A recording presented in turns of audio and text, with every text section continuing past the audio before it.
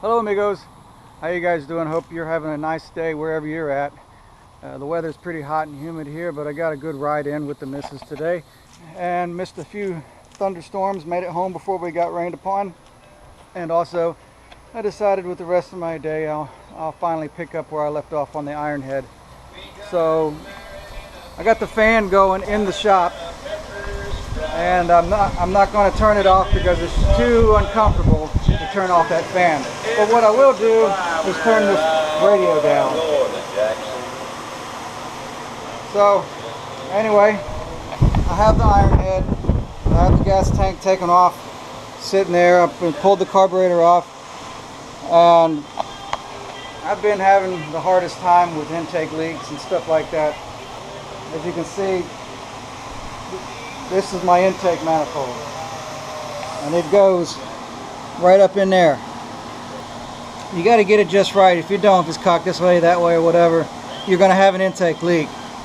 But you know, I've tried and tried and tried and tried, and I still get intake leaks anyway when I try to start this thing up.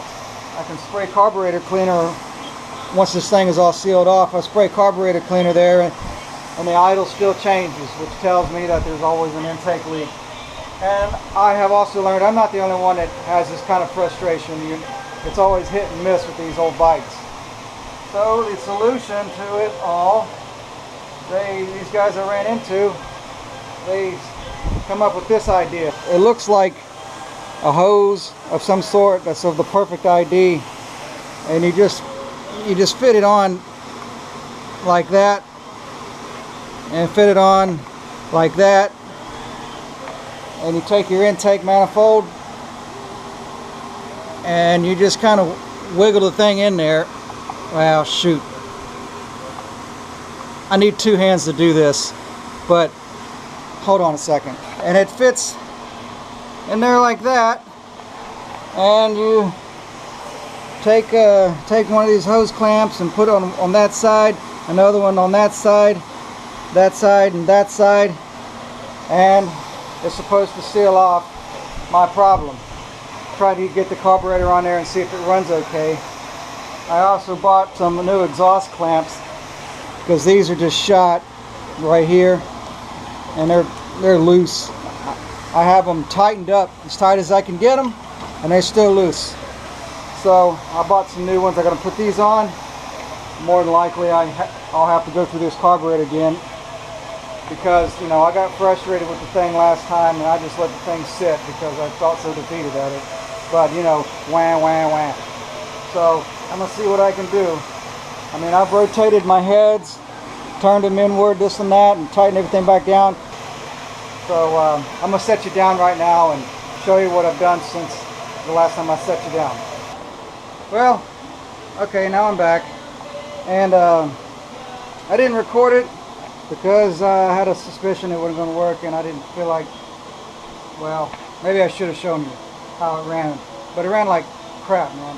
These things, for the lack of better words, these are don't buy this crap. It don't work. Then again, maybe it's just me. Probably just me. But however, I was pretty disgusted. I was ready to get rid of this thing. I really was. Going to give it another chance because I tried a different touch, so to speak, by using the right stuff, and I think I eliminated my air leak at the intake. Now it doesn't run perfect, but it does what it does. So maybe there's hope for it yet. I'm gonna fire it up for you. Those of you who've seen me fire this thing up before in another video, I used the Kickstarter, but it actually has electric start. So here goes.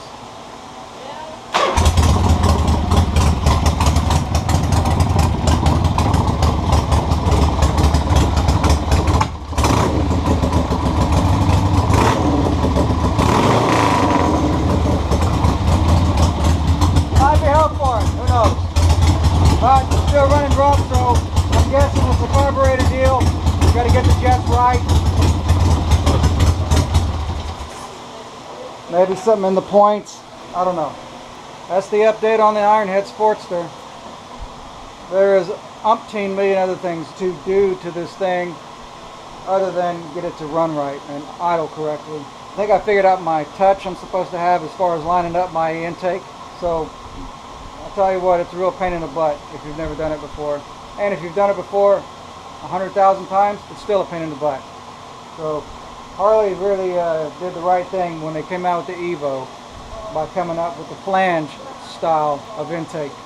So anyway, that's the update on this thing until the next saga of this bike. It's going to be a never-ending project. One day it may become something, or maybe one day I'll get aggravated with it and get rid of it. But that's that. Until the next update, that's how it is.